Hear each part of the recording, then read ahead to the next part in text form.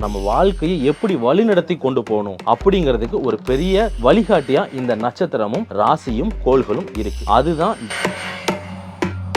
பெண்ணா பிறந்தவங்க மூல நட்சத்திரத்துல பிறந்தாலே அது ஒரு சில நெகட்டிவான விஷயம். அப்படின்னா கல்யாணம் ஆகிறதோ, கல்யாணம் ஆனால் மாமனாரோ இல்லை யாரோ ஒருத்தங்க இறந்துருவாங்க. கர்ம வினை அப்படிங்கிறது சாபம், கர்ம பலன் அப்படிங்கிறது புண்ணியம். இதை ரெண்டு சார்ந்துதான்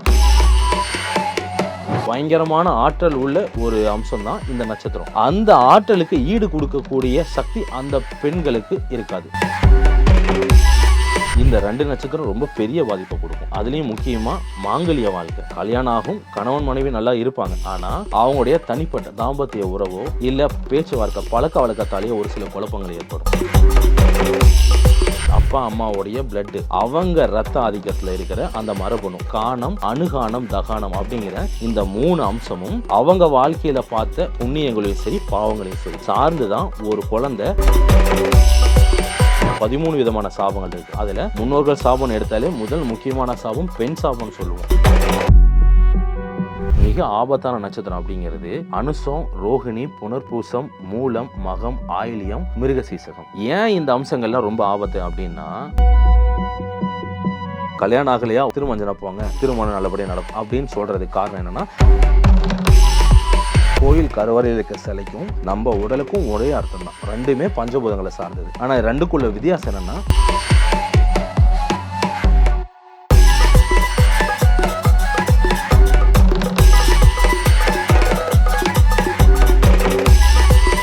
ரியலோ நான்மீன் நேயர்களுக்கு வணக்கம் ஐயா. வணக்கம் ஐயா. ஐயா வணக்கம் ஐயா. இப்போ முதல்ல ஜோதிடம்னா என்ன ஐயா? ஜோதிடம் அப்படிங்கிறது என்னன்னா, 4 வேதம், 6 சாஸ்திரம், 9 கோள், 12 ராசி, 18 புராணம், 27 நட்சத்திரம், 28 ஆகமம், 48 மண்டலம், 64 கலைக்காலம், 96 தத்துவம், 108 பிண்டம், 234 புவனம். இவை அனைத்தும் இசைந்த 1008 அண்டம். இவை அனைத்தும் ஒன்று சேர்ந்தது தான் சப்த சதல அதல விதல சுதல பாதால மகாதல தராதல 14 லோகம், 33 கோடி தேவர்கள், 8000 ரிஷிமார்கள், கருடர், கம்புருடர், சித்த வைத்தியர் ஆகியோர் பயந்து வியந்து கண்டு நடுங்கும் பூர்வீக மண்ணிலே பதிந்திருக்கும் பாதாள பைரவ தேவியின் வருகையே ஜாதகம். இவ்வளோ விஷயங்கள் சேர்ந்தது தான் ஜாதகங்கிற நம்ம பார்க்குற அந்த ஜாதக கட்டம் அப்படிங்கிறது. அப்போது இதில் இருக்க அம்சம் என்னென்னா, சக்தி சிவம் இவங்க 2 பேருடைய வடிவமும் கால பைரவருடைய அம்சமும் சேர்ந்தது தான் ஜாதகம். அதுதான் நம்மை பார்த்து சொல்லக்கூடிய இந்த கட்ட அமைப்புகள் அப்படின்னு அர்த்தம். இதெல்லாம் சேர்ந்தது தாங்க ஜோதிடம். ஐயா, இப்போ நீங்கள் பேசும்போதே சொன்னீங்க 27 நட்சத்திரம். நட்சத்திரம்னா என்ன ஐயா? ஃபர்ஸ்ட் நட்சத்திரம் அப்படிங்கிறது, இப்போ ஜாதகம் ஜோதிடத்தில் பாருங்க, மொத்தம் 12 ராசி, 27 நட்சத்திரம் இருக்கும். இந்த 27 நட்சத்திரமும் 9 கோள்கள் வழியா நம்மளுடைய உடலுக்கு ஒரு சில அதிர்வுகளை கொடுக்கும். இப்போ 12 ராசி அப்படிங்கிறது நம்ம உடம்புல இருக்க ஒவ்வொரு மிகப்பெரிய ராஜ உறுப்புகளை குறிக்கும். சரிங்களா? அப்படி இருக்கும்போது அந்த இப்போ அஸ்வினி நட்சத்திரம் அப்படிங்கிறதுக்கு நம்ம உடம்புல ஒரு பாகம் இருக்கும். அப்படி 27 விதமான பாகத்தை உடம்பை 27 விதமாக பிரிக்கக்கூடிய அம்சம் தான் 27 நட்சத்திரமும் 12 ராசியும். இதை ஒன்று சேர்த்து வேலை செய்ய வைக்கிறது 9 கோள்கள். அந்த 9 கோள்களுடைய ஆதாரமா நம்ம உடம்புல நவதுவாரங்கள் அப்படிங்கிற அம்சம் இருக்கு. இந்த அத்தனை அம்சங்களும் இந்த அதாவது பிரபஞ்சத்தில் இருக்க 9 கோள், அந்த கோள்களில் இருந்து வரக்கூடிய அதிர்வுகளை இயக்கக்கூடிய அம்சம் தான் 9 கோளும் இந்த 27 நட்சத்திரம். ஒரு பெரிய உதாரணம் சொல்லணும்னா, ராசி அப்படிங்கிறது உடல், லக்னம் அப்படிங்கிறது உயிர். இது ரெண்டையும் வேலை செய்ய வைக்கிற ஒரு ஆற்றல், கண்ணுக்கு தெரியாத ஒரு சக்தி தான் நட்சத்திரம் அப்படிங்கிற அம்சத்துலேருந்து வரக்கூடிய சக்தி. இதுதான் நம்ம மனித வாழ்க்கைக்கு ரொம்ப முக்கியமான அம்சமே இதுதான் 12 ராசியும் 27 நட்சத்திரமும் லக்னம் அப்படிங்கிறதும். ராசி உடல், லக்னம் உயிர், இது ரெண்டையும் வழி நடத்தக்கூடியது தான் 27 நட்சத்திரங்க. ஐயா, நட்சத்திரம் தெளிவான பதில் ஒன்று சொன்னீங்க. இப்போ கோடிக்கான நட்சத்திரம் எதுக்கு 27 நட்சத்திரம் மட்டும் நம்ம எடுத்துருக்கோம்? இந்த 27 நட்சத்திரம் அப்படிங்கிறது மனித உயிர் சக்திகளை வழி நடத்தக்கூடிய அம்சம். சரிங்களா? இதுக்கு மிகப்பெரிய ஒரு உதாரணம், ஒரு கற்சலையை அதை செதுக்கி வச்சிருக்காங்க. எங்கன்னா, திருவாதூர் ஆவுடையார் கோயிலில் மாணிக்க வாசகர் 27 நட்சத்திரத்துக்கான வடிவத்தையும் கற்சலையை செதுக்கி வச்சிருக்காரு. இன்னமும் அந்த கோயிலுக்கு போய் நம்ம பார்க்க முடியும். அப்போது எவ்வளவோ நட்சத்திரங்கள் இருந்தும் ஏன் 27 அப்படிங்கிறது அமையுது அப்படின்னு பார்த்தா மொத்தம் 28 நட்சத்திரமா இருக்கு. அதுல அபிஜித் அப்படிங்கிற ஒரு நட்சத்திரம் நம்ம மனித வாழ்வியலுக்கு அது ஒத்து வரல. அந்த ஒரு காரணத்துல அந்த நட்சத்திரம் இல்லைன்னு அர்த்தம். ஆனா மீதி இருக்க 27 நட்சத்திரமும் நம்ம வாழக்கூடிய வாழ்க்கை, நம்ம வாழ்க்கையை எப்படி வழிநடத்தி கொண்டு போகணும் அப்படிங்கிறதுக்கு ஒரு பெரிய வழிகாட்டியா இந்த நட்சத்திரமும் ராசியும் கோள்களும் இருக்கு. அதுதான் ஜாதகத்தோட அமைப்பே. ஐயா இப்போ என்னன்னா, இப்போ நட்சத்திரங்கள் இருக்கு, ஓகே. இதுல எதனா ஒரு நட்சத்திரம் வந்து நம்ம வாழ்க்கையில வந்து சாபட்டு இருக்கும், சாபத்தோட இருக்குமா எதனா நட்சத்திரம்? கண்டிப்பாங்க. அதாவது என்னன்னா, மூல நட்சத்திரம். மூல நட்சத்திரம் அப்படிங்கிறது ஆண் மூலம் அரசாலும், பெண் மூலம் பெண்ணா பிறந்தவங்க மூல நட்சத்திரத்தில் பிறந்தாலே அது ஒரு சில நெகட்டிவான விஷயம். அப்படின்னா கல்யாணம் ஆகிறதோ, கல்யாணம் ஆனால் மாமனாரோ இல்லை யாரோ ஒருத்தங்க இறந்துருவாங்க, இப்படி சொல்கிற ஒரு அம்சம் இருக்குது. அது வந்து ஆரம்ப காலத்தில் இல்லை. ஆனால் ஏன் இந்த அம்சம் ஏற்படுது இந்த வார்த்தைகள் இப்போ மக்கள் இடையில வருது, பரவி இருக்கு அப்படின்னா, பூமியில் பிறக்கிற அத்தனை ஜீவராசிக்கும் விதி அப்படிங்கிற ஒரு அம்சம் இருக்குது. சரிங்களா? இது குறிப்பிட்ட மூல நட்சத்திரம் மட்டும் இல்லை, பொதுவாக அத்தனை உயிரினத்துக்கும் சரி விதி அப்படிங்கிற ஒரு அம்சம் தீர்மானிக்கப்படுது இல்லைங்களா? அது எப்போன்னா, ஒரு குழந்தை தன்னோட தாய் வயிற்றில் கரு உருவாகும் போது, அதாவது ரத்தம் எப்போ சதையா உடலா மாறுதோ அந்த ஒரு இடத்த சார்ந்து தான் விதிங்கிற அம்சமே தீர்மானிக்கப்படுதுங்க. அதுக்கு பெயர் என்னன்னா பிரம்ம சிஸ்திரம். இப்போ ஒரு குழந்தை பிறக்குதுன்னா அந்த குழந்தை வாழ்க்கையில ஒரு நாய்க்குட்டியோ, ஒரு பூனைக்குட்டி, ஆடு மாடு இதெல்லாம் பார்க்குதுன்னு வைங்களேன். அந்த குழந்தை பிறந்ததுக்கு அப்புறம் குழந்தைக்கு ஒரு 10 வயசு, ஒரு 15 வயசு ஆகும்போது ஒரு குட்டி எடுத்து வளர்த்துறாங்கன்னா, இப்படி ஒரு உயிரினத்தை இந்த குழந்தை பார்க்கணும், இந்த குழந்தை வளர்க்கணும், இந்த உயிரினத்தால இந்த குழந்தையோட வாழ்க்கையில நல்லது இருக்கு, கெட்டது இருக்கு அப்படிங்கிற அம்சம் இந்த குழந்தை தன்னோட தாய் வயிற்றுல கருவாகும் போதே தீர்மானிக்கப்படுறது சார். சரிங்களா? அப்போ இந்த அம்சம் ஏன் சொல்ல வரேன்னா, நட்சத்திரத்துக்கு பொதுவாக சாபம் இருக்குன்னு சொல்ல வரீங்களே, அது எப்படி தீர்மானிக்கப்படும்? சாபமா, அதாவது கர்ம வினை அப்படிங்கிறது சாபம், கர்ம பலன் அப்படிங்கிறது புண்ணியம். இதை ரெண்டு சார்ந்து தான் இந்த பாவமா புண்ணியமாங்கிற அம்சம் ஏற்படும். இப்போ மூல நட்சத்திரம் நான் சொன்னேன். மூல நட்சத்திரோடைய அம்சம் என்னன்னா, ஆண் மூலம் அரசு ஆளும், ஒரு நாட்டையோ ஊரையோ இந்த அகிலத்தையே ஆளக்கூடிய ஒரு பயங்கரமான ஆற்றல் உள்ள ஒரு அம்சம் தான் இந்த நட்சத்திரம். ஆனா அந்த ஆற்றலுக்கு ஈடு கொடுக்கக்கூடிய சக்தி அந்த பெண்களுக்கு இருக்காது, அந்த மூல நட்சத்திரத்தில் பிறந்த பெண்ணுக்கு இருக்காது. அது நேரடியாக அந்த ஆணை பாதிக்கும். அப்படி இல்லைன்னா அவங்கள சுற்றி இருக்கவங்களால அந்த தாக்கத்தை அந்த மனிதருக்கு ஏற்படுத்தும்.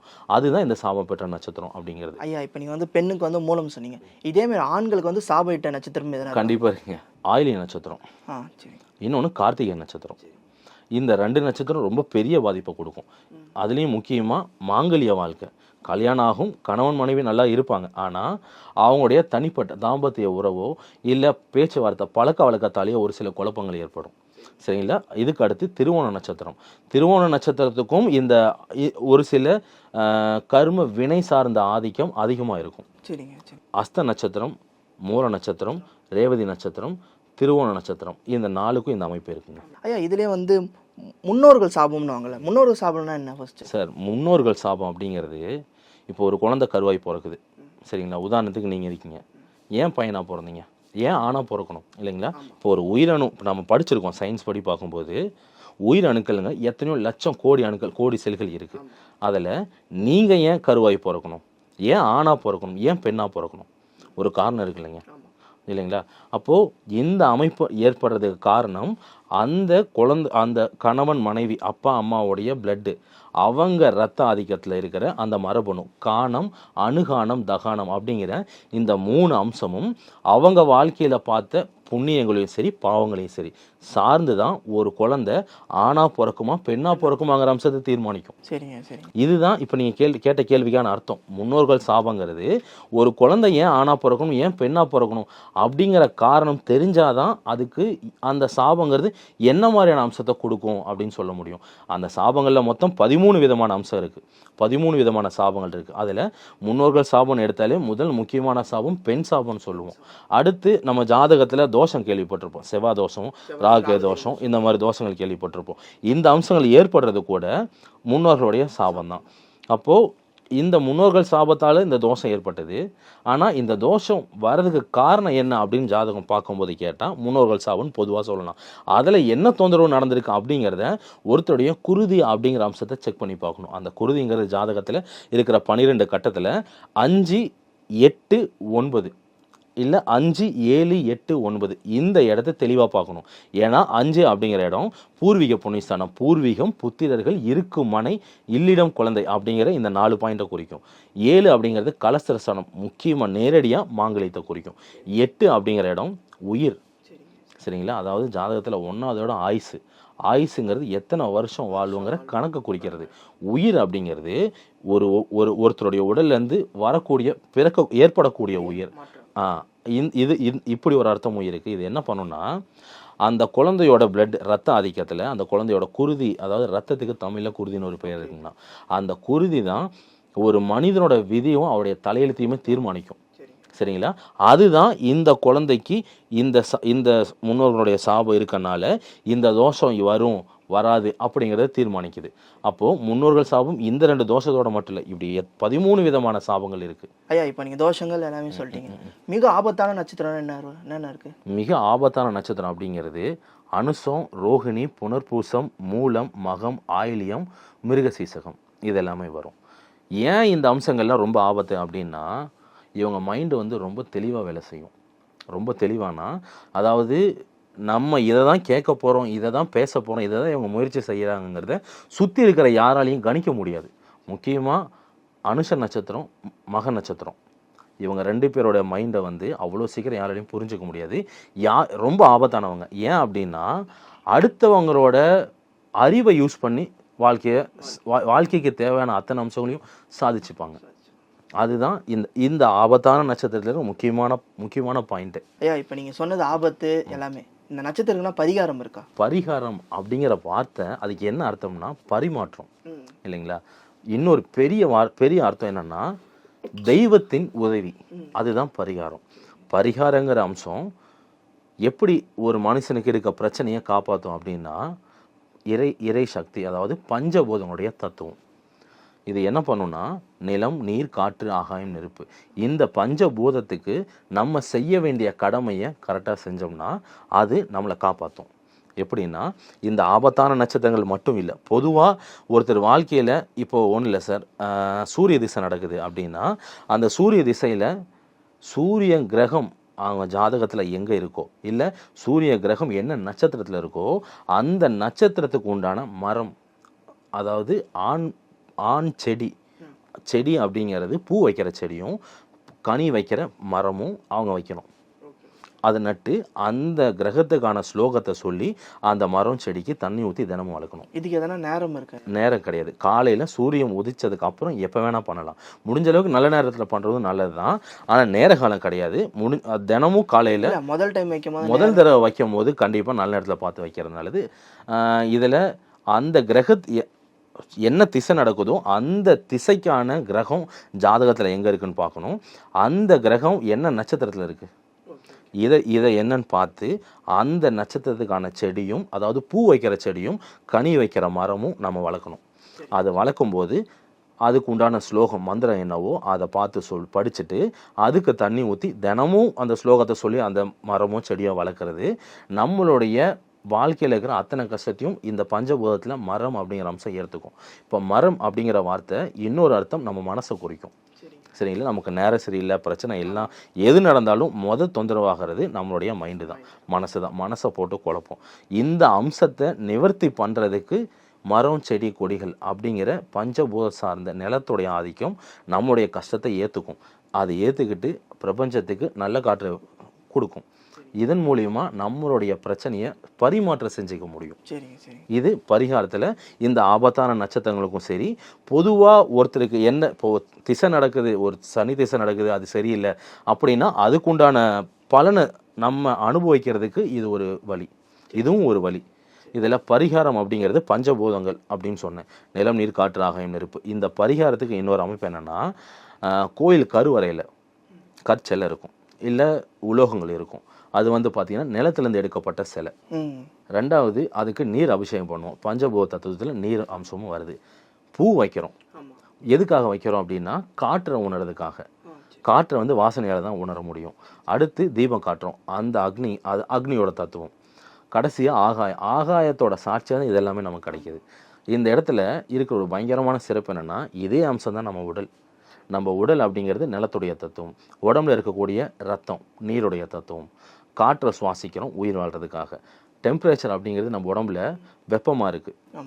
அடுத்து ஆகாயம், நம்ம உடம்புல ஆன்மா உயிர், இது எதை வேணால் குறிக்கும்.